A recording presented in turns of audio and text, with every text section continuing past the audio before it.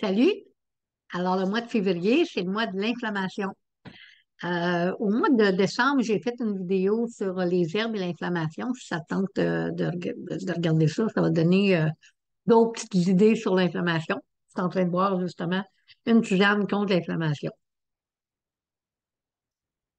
Alors, comment réduire l'inflammation dans notre corps naturellement? Alors, des fois, les médicaments anti-inflammatoires, c'est pas nécessairement bon à long terme, hein. Ça peut causer encore plus de problèmes. Utiliser des remèdes naturels anti-inflammatoires. Pour moi, c'est les herbes, hein, le romarin, en huile essentielle, en tisane, toutes les façons, et la prêle comme des raisons. J'en ai parlé justement dans ma vidéo au mois de décembre. Pratiquer une activité physique quotidienne, hein, c'est important de bouger. Hein, je sais que des fois, on a bien mal, puis on n'est pas capable, mais bouger, c'est important de faire des exercices à tous les jours. Diminuer le stress, hein. On sait que le stress, c'est la cause numéro un de l'inflammation. Alors, tu sais, il y a de la méditation, le tai chi, c'est super bon pour l'inflammation puis pour le stress. Le diffuseur, hein, diffuser des bonnes huiles relaxantes. Petite musique de relaxation, des fois, la respiration. Hein, on respire beaucoup, mais on oublie de respirer. Alors, prendre souvent 3 grandes respirations, juste pour éliminer le stress dans notre vie. C'est certain, numéro un, hein, éliminer les sources de stress qui sont alentour de nous autres. Une bonne nuit de sommeil, c'est super important aussi, à dormir de 7 à 9 heures. Je sais que c'est pas tout le monde qui a besoin de 9 heures de sommeil. Il y en a d'autres que oui. C'est à toi de savoir qu'est-ce que tu as besoin pour te sentir reposé quand tu te lèves le matin. Est-ce que tu dors bien? Donc, une bonne nuit de sommeil, super important pour l'inflammation.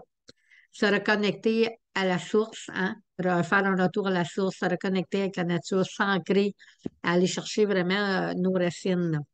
Et puis, bien sûr, c'est ça qu'on va parler un petit peu plus aujourd'hui, une alimentation anti-inflammatoire. Alors, avant de vous dire qu'est-ce que c'est manger, je vais vous dire quoi pas manger. C'est quoi les aliments qui sont vraiment inflammatoires? Alors, c'est certain que tout ce qui est raffiné, hein, les pâtisseries, les glucides raffinés, tout ce qui est blanc, en principe aussi, hein, le pain blanc, le riz blanc, la farine blanche, le lait blanc, le lait, le lait de laitier de la vache, tout ce qui est frites et fritures, hein, ça, c'est vraiment pas bon pour l'inflammation. Les boissons gazeuses. Savez-vous que la boisson gazeuse, elle va puiser dans ton pH, hein, dans ton corps alcalin. Donc, elle ne fait pas juste réduire ton pH, mais elle va chercher tes réserves que tu as en nutriments alcalins. Donc, les boissons gazeuses, tout ce qui est gazeux, pas bon. Les viandes rouges, hein, il faut vraiment, vraiment réduire notre consommation de viande rouge si on a des problèmes d'inflammation. Puis tout ce qui est les viandes transformées en hot dog, saucisses, hot dog, saucisses, viande froide, les produits laitiers, bien sûr, tous les aliments qui sont riches en graisse animale, les margarines. Il ne faut pas utiliser la margarine si on a des problèmes d'inflammation. Il faut prioriser le beurre.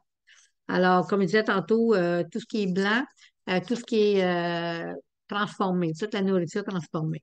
Alors, c'est bien sûr, il faut privilégier un régime alimentaire anti-inflammatoire. Alors, l'huile d'olive, hein, l'huile d'olive, elle vient souvent en numéro un dans plusieurs listes.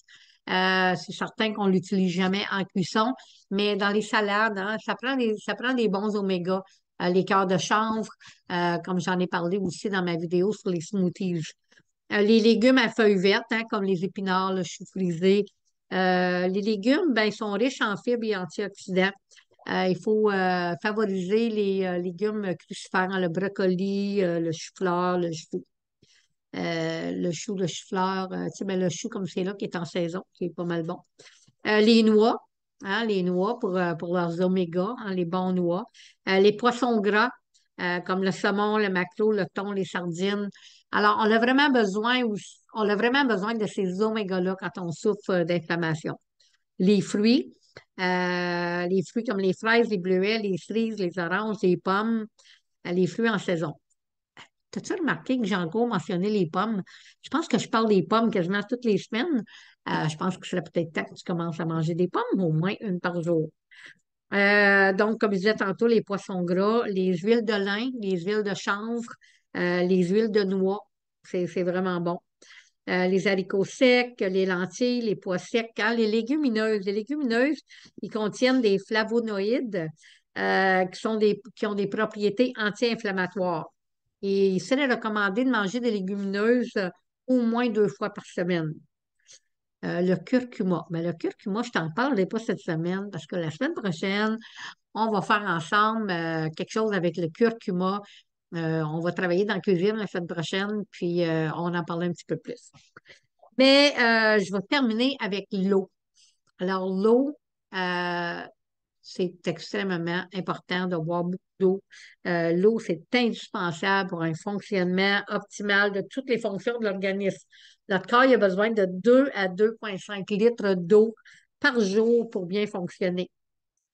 Une consommation insuffisante en eau augmente la sensibilité à la douleur, un des principaux signes de l'inflammation. Laisse-moi te conter un petit peu mon histoire. Alors, moi, en 1991, j'ai été diagnostiquée avec la fibromyalgie. J'avais beaucoup, beaucoup, beaucoup de douleurs. Même, je fonctionnais quasiment plus. Le médecin, il m'avait même dit que d'ici 3 ans, là, donc en 93-94, j'étais supposée être en chaise roulante. Puis, même une chaise roulante paraplégique, je ne pouvais plus bouger mes mains, là. J'étais tellement inflammée, tellement de douleurs. Puis, c'est l'eau qui me guérit. L'eau, tu sais, quand on fait des choses en conscience, ça, je vais sûrement le répéter beaucoup ce mois-ci, faire les choses en conscience, c'est important. Alors, je ne compterai pas toute mon histoire parce que je sais que c'est juste un petit 5 minutes, puis j'ai pas une demi-heure ou 1 heure, mais à un moment donné, j'ai été connectée avec l'eau, juste comme ça, c'est arrivé, suite à des choses qui se sont passées. Et puis, ça me disait de demander à l'eau de me guérir. Puis, j'ai pris mon verre d'eau, puis j'ai pris une gorgée. Puis je pensais vraiment, je le vivais vraiment en conscience pour les douleurs que j'avais, qui étaient intenses. Puis je sentais l'eau aller partout dans mon corps où j'avais mal. Puis j'ai continué à faire ça, continué à faire ça. Je vous le jure, j'ai guéri la fibromyalgie avec de l'eau. L'eau est vivante. L'eau, elle nous écoute. Il faut établir une relation avec l'eau. Buvez beaucoup d'eau. Vous avez des douleurs, buvez beaucoup d'eau. Adoptez un régime anti-inflammatoire. Éliminez toute la nourriture, la malbouffe. Faites des exercices, une bonne nuit de sommeil, puis vous allez voir que votre corps va vous dire merci. Puis vous, ben, n'oubliez pas de dire remercier l'eau pour ses bienfaits. Alors sur ce, je te souhaite une belle semaine, puis on se voit la semaine prochaine avec le curcuma. Ah, si tu aimes ma petite vidéo, n'oublie pas de t'abonner à ma chaîne.